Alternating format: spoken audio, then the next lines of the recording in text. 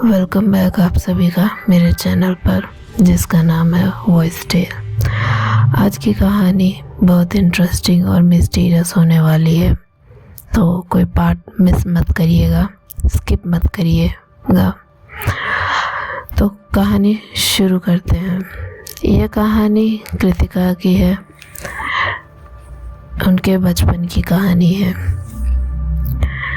यह उस वक्त की बात है जब वह केवल 3-4 साल की थी और उनके माता पिता वर्किंग थे, जिस वजह से वह बहुत कम समय एक दूसरे के साथ बिताते थे। और जब कभी हम साथ होते थे तो मम्मी पापा आपस में कोई ना कोई बात पर झगड़ जाया करते थे। उस दिन भी ऐसा ही हुआ और उस दिन मेरा जन्मदिन था। सब कुछ बहुत अच्छा जा रहा था। घर पर मम्मी ने पार्टी रखी थी और पापा को भी जल्दी आने के लिए कहा था, पर पापा सभी रिश्तेदारों, दोस्तों और पड़ोसियों के कुछ 1 या 2 घंटे बाद आए थे, जिस वजह से मम्मी बहुत नाराज़ हुई थी और वह आपस में झगड़ने लगे। और इन झगड़ों के कारण मेरी आँख खुल गई, क्योंकि मैं अपने पापा का इंतज़ार करते हुए सो चुकी थी।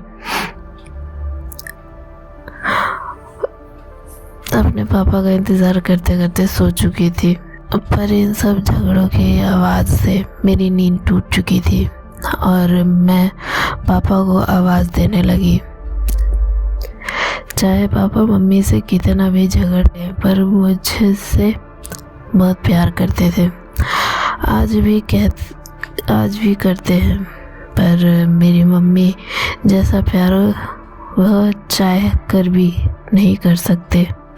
खैर, मुझे उस समय इस बात का कोई अनुमान नहीं था और मुझे मम्मी से ज़्यादा पापा से लगाव था, क्योंकि पापा मेरे लिए हर दिन कुछ ना कुछ लाया करते थे और मेरे लिए हर दिन मेरे जन्मदिन की तरह होता था। पापा मेरे साथ हमेशा समय बिताया करते थे, जबकि उन्हें समय मिलता था। जब भी उन्हें समय मिलता, पर कुछ समय अलग बर्ताव कर रहे थे और मम्मी से भी हर दिन झगड़ना शुरू कर दिया था, छोटी छोटी बातों पर। यह बहुत ठीक नहीं था, क्योंकि पहले ऐसा नहीं था। यह सब मेरे लिए समझना बड़ा मुश्किल था उस समय। खैर, मैं अपने पापा का बेसब्री से इंतज़ार कर रही थी, पर पापा बहुत देर तक नहीं आए थे। मेरी मम्मा ने भी मुझे सुला दिया था, क्योंकि अगले दिन मेरा स्कूल था। और ये सब मेरे पापा के आने से पहले बातें घटी थी। काफ़ी लेट हो चुका था, इस वजह से मम्मी जो है वो मुझे सुलाना चाहती थी, क्योंकि ऑफ कोर्स मेरा सुबह स्कूल है, तो मुझे जल्दी सोना मेरे लिए ज़रूरी था। पर मैं मम्मा से बहुत सी बातें नहीं कहती थी। मुझे डर रहता था कि कहीं वो मुझसे भी ना झगड़ जाए, पर फिर भी मैंने उनसे सोने के लिए इनकार किया कि नहीं, मैं अभी नहीं सोऊंगी, मैं पापा का इंतज़ार करूंगी।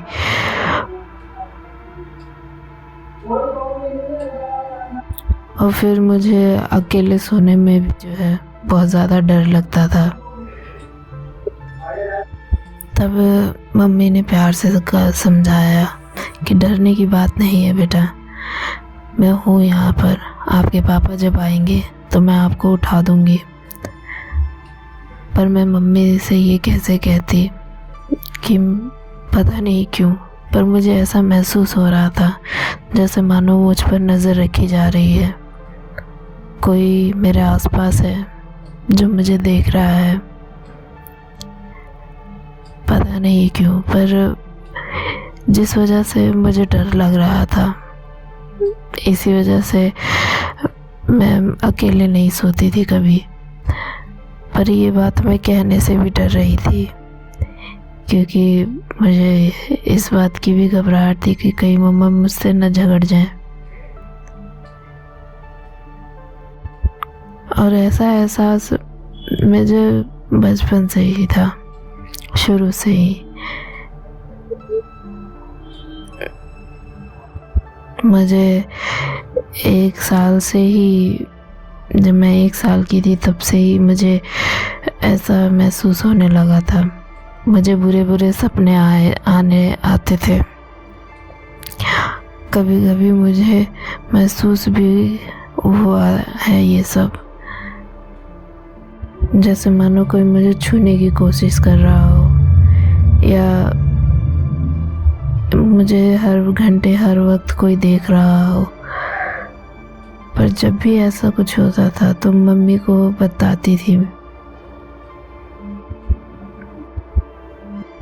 और मैंने पाया कि मम्मा मेरे साथ ही सोई हुई हैं। लगता है रात भर की थकान से वे अभी तक उठी नहीं, जिस वजह से मेरा आज का स्कूल भी छूट गया। मैं खुश थी कि चलो अच्छा है, मुझे स्कूल नहीं जाना पड़ेगा। इस वजह से मैंने ज़्यादा ध्यान नहीं दिया, और कुछ देर मैंने मम्मा को आवाज़ लगाई, पर लगता है वो काफ़ी गहरी नींद में थी, इस वजह से उन्होंने मेरी आवाज़ नहीं सुनी। खैर, मैं सुबह का कैसे तैसे तो अपने बिस्तर से उठी। हाँ, क्योंकि मेरा बेड जो है वो काफ़ी बड़ा था, मेरे लिए तो बहुत बड़ा था। ऊपर चढ़ना और उतरना बड़ा मुश्किल होता था। मेरी उस वक्त काफ़ी हाइट छोटी थी। खैर, कैसे तैसे तो मैं अपने बेड से उतरी और बाथरूम की तरफ गई, और सिंक भी जो था बाथरूम का वो भी काफ़ी ऊंचा था मेरे लिए, इसलिए ब्रश करना मेरे लिए मुश्किल हो रहा था। तो मैंने ब्रश नहीं किया और कमरे में वापस आ गई। फिर से मम्मा को आवाज़ दी, पर वह फिर भी नहीं उठी। तो मुझे लगा कि फिर से मम्मा का इस समय तक मैं समझ चुकी थी कि मम्मा लगता है रात भर जागी हैं। काफ़ी देर तक लगता है कुछ बात रही होगी, जिस वजह से मम्मा इतनी गहरी नींद में अभी तक सो रही हैं। ऐसा 1-2 बार पहले भी हुआ था, इस वजह से मैंने ज़्यादा ध्यान नहीं दिया। मुझे लगा शायद मम्मा की तबीयत ख़राब भी हो सकती है, तो मैंने मम्मा का चेहरा छू कर देखा तो ऐसा नहीं था, उनका शरीर ठंडा ही था। मैंने पर्दे साइड किए और महसूस किया कि काफ़ी देर हो चुकी है, क्योंकि सूरज की रोशनी बहुत तेज़ आ रही थी। सिर के ऊपर तक सूरज हो चुका था। इस समय तक मुझे बहुत तेज़ भूख लगने लगी थी। हालांकि भले ही मैं कहने के लिए 4 साल की हो चुकी थी, पर मुझे अभी भी जो है दूध जो है वो दूध की बोतल में दूध पीना ही अच्छा लगता था। मैं उसी में ही दूध पीती थी। इसी वजह से मैं अपनी दूध की बोतल ढूंढने लगी, ताकि मैं अपना पेट भर सकूं और दूध पी सकूं। हालांकि मैं खाना भी खाती थी, पर इस वक्त मम्मा जो है वो भी सो रही थी, तो कुछ था नहीं। इसीलिए मैंने दूध की बोतल ढूंढना शुरू करा। मैंने कहा जब मम्मा उठेंगी तब वह कुछ दे देंगी। खैर, पर जब इधर उधर देखा तो मैंने पाया कि कमरा बहुत ज़्यादा बिखरा हुआ है, कुछ ज़्यादा ही बिखरा हुआ था, जो कि मेरे सोने से पहले ऐसा नहीं था। काफ़ी साफ़ सुथरा था। मैंने पाया कि जो मेरे पास में रखा टेबल है उस पर टेबल लैंप गिरा हुआ था, सारे फूल बिखरे हुए थे, लैंप नीचे गिर के टूटा हुआ था और दूसरी साइड का लैंप वो भी गिरा हुआ था। अलमारी खुली हुई थी, अलमारी का सारा सामान बाहर था, मम्मी के कपड़े, अटैची, सब कुछ बाहर था।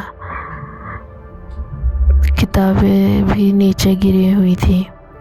पता नहीं ऐसा क्या हुआ जिस वजह से ये सारा कमरा बिखरा हुआ था और इसी वजह से मुझे मेरी दूध की बोतल भी नहीं मिल रही थी क्योंकि सब कुछ बिखर जो रखा था। खैर, अब मुझे भूख बहुत तेज लगी और क्योंकि कुछ नहीं था तो मैं रोने लगी बहुत ज़ोर ज़ोर से। रोते रोते कब मेरी आँख लगी मुझे भी नहीं पता। मैं फिर से जो है सो चुकी थी। कुछ 1 या 1.5 घंटे बाद मेरी आँख खुली और क्योंकि मुझे बहुत तेज़ भूख लग रही थी तो मैंने सोचा चलो कमरे से बाहर जाकर देखो, शायद मुझे कुछ रसोई में या मेरा बर्थडे केक ही मिल जाए तो मैं वही खा लूँ। मैं बाहर गई, मैंने धीरे धीरे जो है वो सीढ़ियाँ उतरी क्योंकि अभी मैं सीढ़ियाँ उतरने जितनी बड़ी नहीं थी, पर कैसे तैसे मैंने सीढ़ियाँ उतरी तो मैंने पाया कि सारा सामान पहले जैसा बिखरा हुआ है, कल की तरह, जैसे मानो मम्मा ने कोई सामान समेटा ही नहीं, सब बिखरा हुआ था। ऑफ कोर्स कल पार्टी हुई थी, घर पे सब मेहमान आए थे तो सामान का बिखरा होना समझ में आता है। सारा बर्थडे का डेकोरेशन सब वैसे ही था, पर टेबल के कुशन, सोफ़ा का कुशन, टेबल का रखा हुआ लैंप सब इधर उधर बिखर रखा था। पता नहीं ये सब क्या हुआ, मेरे समझ से बाहर था। खैर, मैं रसोई की तरफ गई और रसोई में भी सारा सामान बिखर रखा था। सारा खाने का सामान, सॉस और बाकी चीज़ें, बर्तन वगैरह सब टेबल पे रखा हुआ था। मुझे लगा शायद मेहमानों की खातिरदारी करने की वजह से ही ये सब सारा सामान वहाँ पर रखा हुआ है, जो कि अभी तक साफ़ नहीं किया है। मम्मा को काफ़ी देर हो चुकी होगी, इस वजह से नहीं किया होगा। खैर, मैं फ्रिज की तरफ गई और फ्रिज खोलने की कोशिश करी, पर पता नहीं क्यों फ्रिज खुल ही नहीं रही थी। मैंने बहुत कोशिश करी फ्रिज खोलने की, पर खुल ही नहीं रही थी। मैंने काफ़ी ज़ोर लगाया, इतना ज़ोर लगाया कि फ्रिज पूरी हिल गई। फ्रिज के ऊपर रखा हुआ सारा कांच का जितने भी मम्मा ने सामान रखा हुआ था वो सब टूट गया। कांच का केचप की बोतल थी, ग्रीन और रेड दोनों थी, और भी कुछ सामान था फ्रिज के ऊपर रखा हुआ था, वो सब टूट गया था। पर फ्रिज थी कि तस से मस नहीं हुई, खुलने का नाम ही नहीं ली। अब क्योंकि वो खुली नहीं तो मैंने फिर इधर उधर देखना शुरू किया। तब क्योंकि मेरे लिए टेबल भी बहुत ऊंचा था, किचन का कॉर्नर जितने भी स्लैब वगैरह थे वो सब बहुत ऊंचे थे मेरे लिए, तो मैंने पास में ही एक स्टूल देखा, ढूंढा। जब मुझे मिला तो मैंने वो स्टूल का सहारा लिया और उस पर चढ़कर मैंने कुछ ढूंढना शुरू किया। तब मुझे रोटी का डोना मिला, जिसमें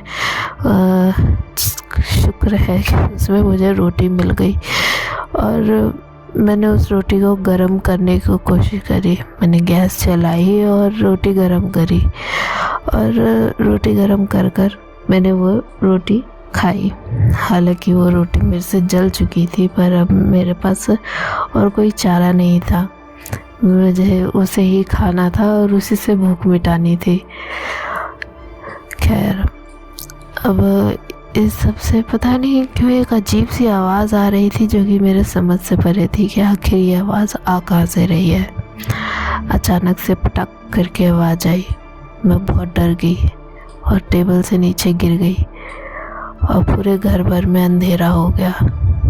मैंने देखा कि जो गीज़र था, मामा ने जो गीज़र लगाया हुआ था, मुझे समझ नहीं आया कि मम्मा ने गीज़र क्यों लगा रखा था, क्योंकि वो चालू था और बहुत देर तक वो चलते चलते फट गया। वो सच में फट गया। मेरे को समझ में नहीं आया कि आखिर मम्मा ने उसे इतनी देर तक लगा कर क्यों छोड़ रखा था।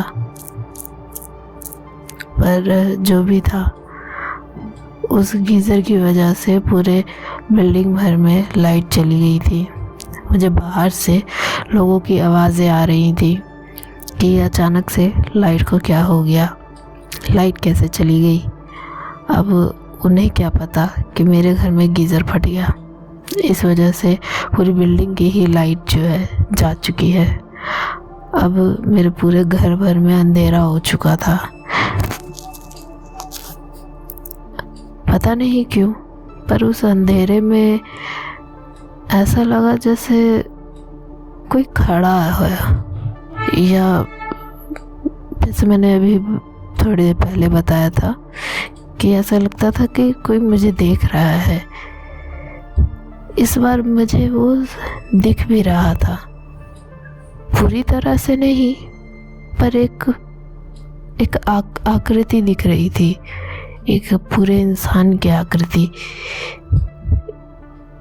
पूरी तरह से काला, पूरा काला ब्लैक आकृति दिख रही थी। जब उस तरफ मैं जाने की कोशिश करी तो वो अचानक से गायब सी हो गई। वहाँ जैसे मानो कोई खड़ा ही नहीं था।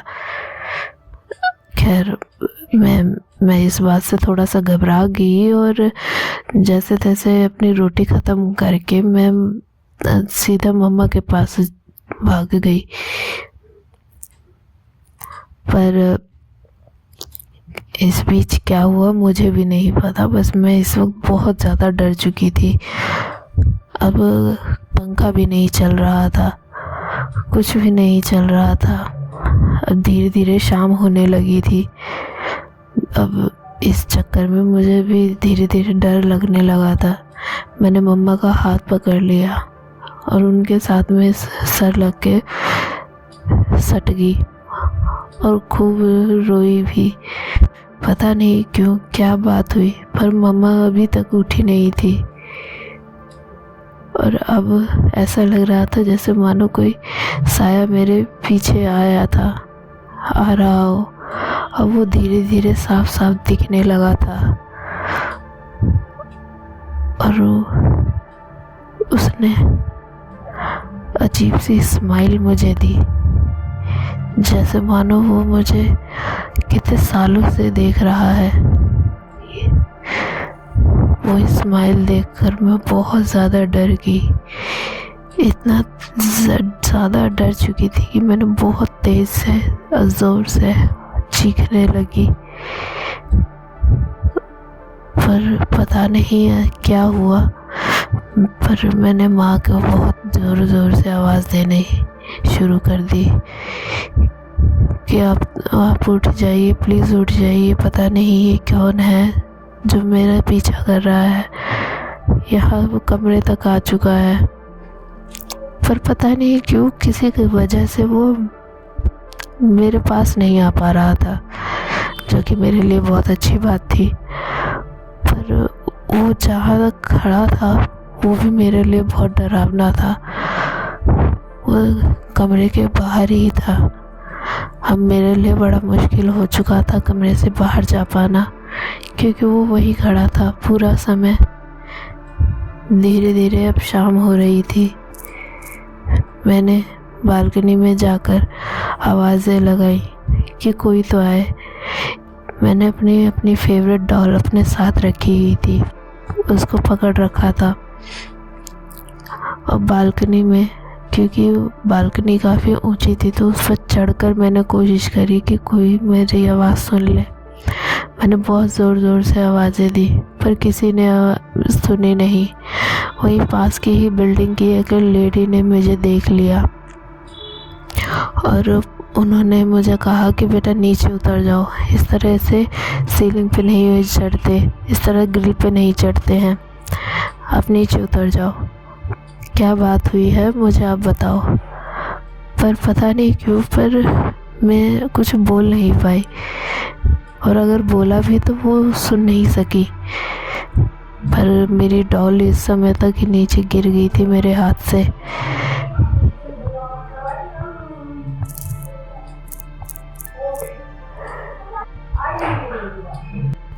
और मैंने पाया कि मम्मा मेरे साथ ही सोई हुई हैं।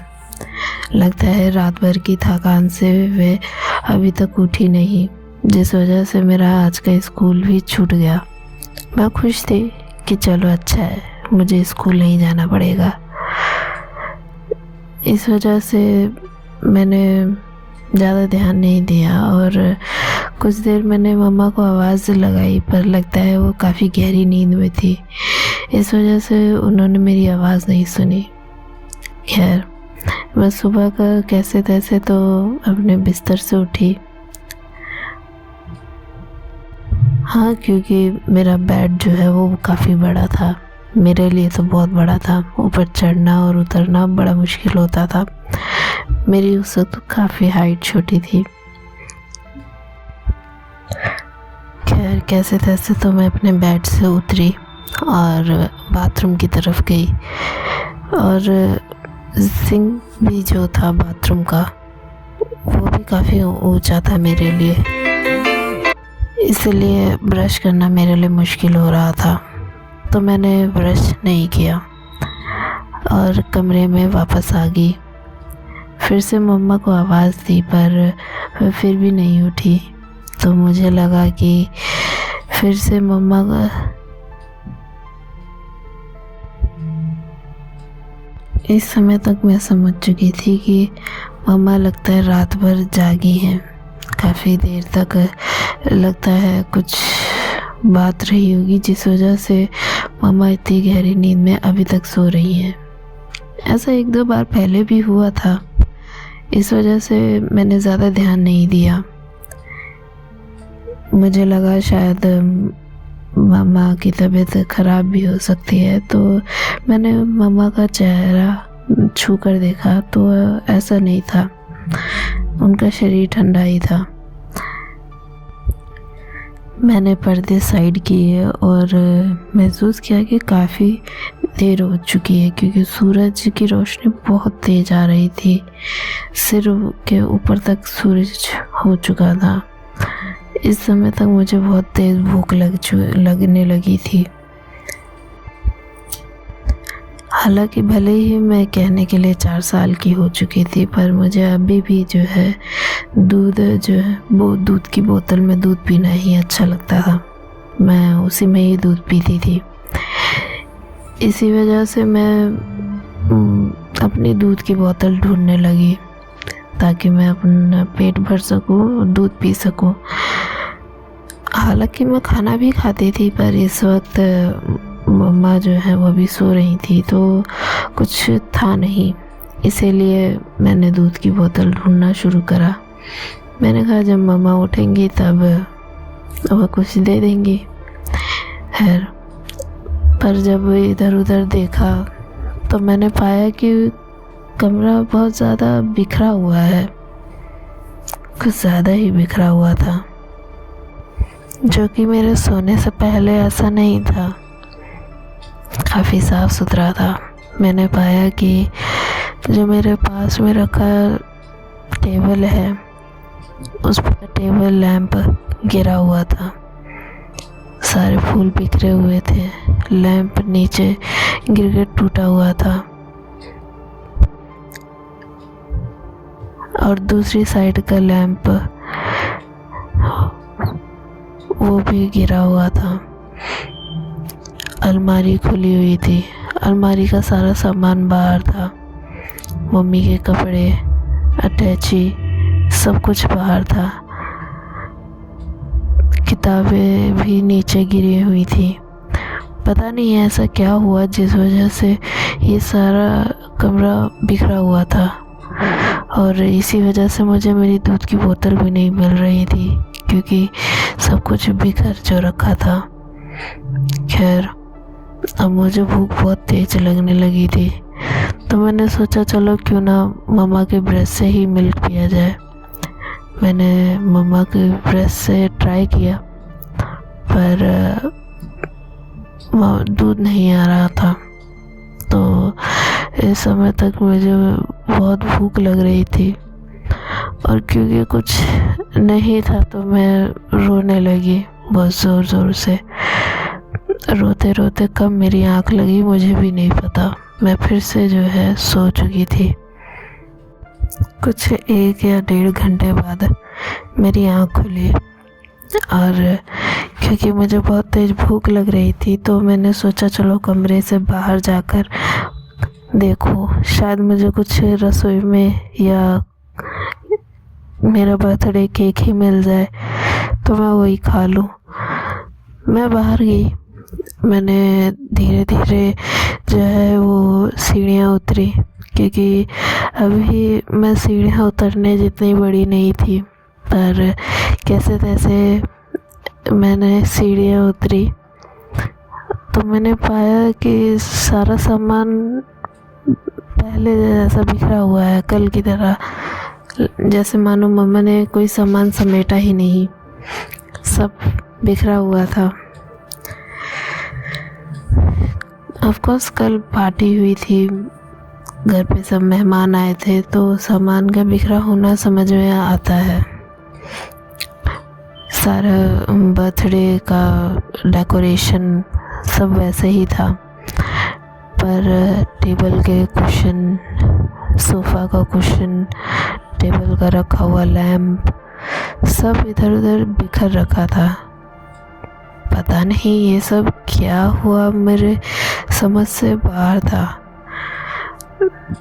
खैर, मैं रसोई की तरफ गई और रसोई में भी सारा सामान बिखर रखा था। सारा खाने का सामान, सॉस और बाकी चीज़ें, बर्तन वगैरह सब टेबल पे रखा हुआ था। मुझे लगा शायद मेहमानों की खातिरदारी करने की वजह से ही ये सब सारा सामान वहाँ पर रखा हुआ है, जो कि अभी तक साफ़ नहीं किया है। मम्मा को काफ़ी देर हो चुकी होगी, इस वजह से नहीं किया होगा। खैर, मैं फ्रिज की तरफ गई और फ्रिज खोलने की कोशिश करी, पर पता नहीं क्यों फ्रिज खुल ही नहीं रही थी। मैंने बहुत कोशिश करी फ्रिज खोलने की, पर खुल ही नहीं रही थी। मैंने काफ़ी ज़ोर लगाया, इतना ज़ोर लगाया कि फ्रिज पूरी हिल गई। फ्रिज के ऊपर रखा हुआ सारा कांच का जितने भी मम्मा ने सामान रखा हुआ था वो सब टूट गया। कांच का केचप की बोतल थी, ग्रीन और रेड दोनों थी, और भी कुछ सामान था फ्रिज के ऊपर रखा हुआ था, वो सब टूट गया था। पर फ्रिज थी कि तस से मस नहीं हुई, खुलने का नाम ही नहीं ली। अब क्योंकि वो खुली नहीं तो मैंने फिर इधर उधर देखना शुरू किया। तब क्योंकि मेरे लिए टेबल भी बहुत ऊंचा था, किचन का कॉर्नर जितने भी स्लैब वगैरह थे वो सब बहुत ऊंचे थे मेरे लिए, तो मैंने पास में ही एक स्टूल देखा, ढूंढा। जब मुझे मिला तो मैंने वो स्टूल का सहारा लिया और उस पर चढ़कर मैंने कुछ ढूंढना शुरू किया। तब मुझे रोटी का डोना मिला, जिसमें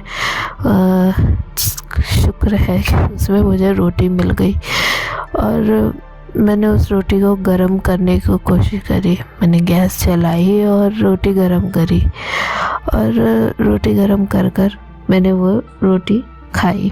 हालांकि वो रोटी मेरे से जल चुकी थी, पर अब मेरे पास और कोई चारा नहीं था। मुझे उसे ही खाना था और उसी से भूख मिटानी थी।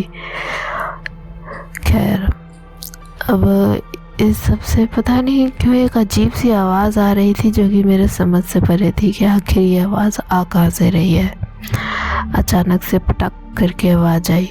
मैं बहुत डर गई और टेबल से नीचे गिर गई और पूरे घर भर में अंधेरा हो गया। मैंने देखा कि जो गीज़र था, मामा ने जो गीज़र लगाया हुआ था, मुझे समझ नहीं आया कि मम्मा ने गीज़र क्यों लगा रखा था, क्योंकि वो चालू था और बहुत देर तक वो चलते चलते फट गया। वो सच में फट गया। मेरे को समझ में नहीं आया कि आखिर मम्मा ने उसे इतनी देर तक लगा कर क्यों छोड़ रखा था। पर जो भी था, उस गीज़र की वजह से पूरे बिल्डिंग भर में लाइट चली गई थी। मुझे बाहर से लोगों की आवाज़ें आ रही थी कि अचानक से लाइट को क्या हो गया, लाइट कैसे चली गई। अब उन्हें क्या पता कि मेरे घर में गीज़र फट गया। इस वजह से पूरी बिल्डिंग की ही लाइट जो है जा चुकी है। अब मेरे पूरे घर भर में अंधेरा हो चुका था। पता नहीं क्यों, पर उस अंधेरे में ऐसा लगा जैसे कोई खड़ा है, या जैसे मैंने अभी थोड़ी देर पहले बताया था कि ऐसा लगता था कि कोई मुझे देख रहा है। इस बार मुझे वो दिख भी रहा था, पूरी तरह से नहीं, पर एक आकृति दिख रही थी, एक पूरे इंसान की आकृति, पूरी तरह से काला, पूरा काला ब्लैक आकृति दिख रही थी। जब उस तरफ मैं जाने की कोशिश करी तो वो अचानक से गायब सी हो गई। वहाँ जैसे मानो कोई खड़ा ही नहीं था। खैर, मैं इस बात से थोड़ा सा घबरा गई और जैसे तैसे अपनी रोटी ख़त्म करके मैं सीधा मम्मा के पास भाग गई। पर इस बीच क्या हुआ मुझे भी नहीं पता, बस मैं इस वक्त बहुत ज़्यादा डर चुकी थी। अब पंखा भी नहीं चल रहा था, कुछ भी नहीं चल रहा था। अब धीरे धीरे शाम होने लगी थी। अब इस चक्कर में मुझे भी धीरे धीरे डर लगने लगा था। मैंने मम्मा का हाथ पकड़ लिया और उनके साथ में सर लग के सट गई और खूब रोई भी। पता नहीं क्यों, क्या बात हुई, पर मम्मा अभी तक उठी नहीं थी और अब ऐसा लग रहा था जैसे मानो कोई साया मेरे पीछे आया था, आ रहा हो। अब वो धीरे धीरे साफ साफ दिखने लगा था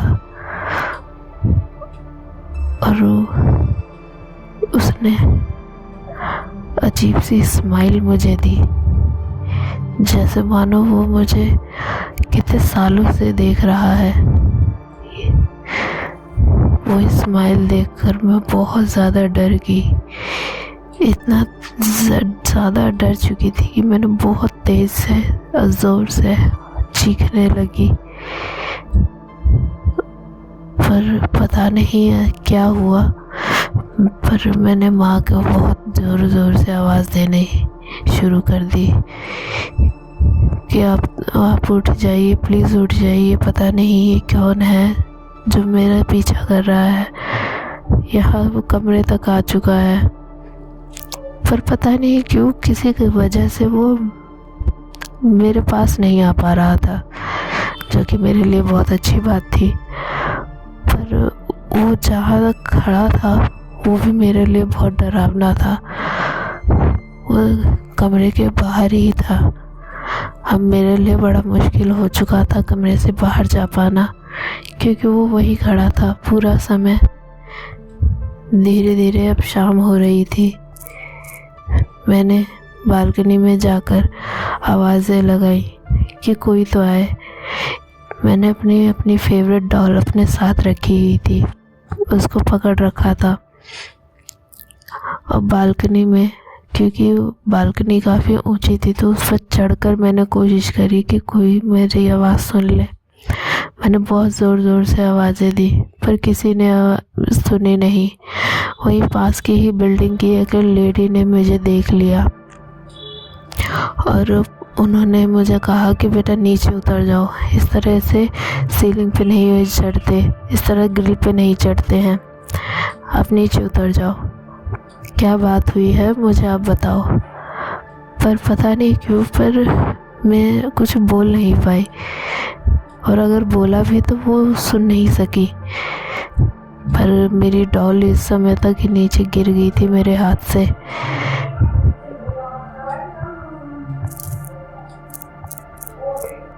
आप सुन रहे थे वॉइस टेल। जल्द ही इसका सेकंड पार्ट भी आएगा, बने रहिएगा और मेरे चैनल को सब्सक्राइब करना ना भूलिएगा। आपका बहुत बहुत शुक्रिया। शुभ दिन रहे।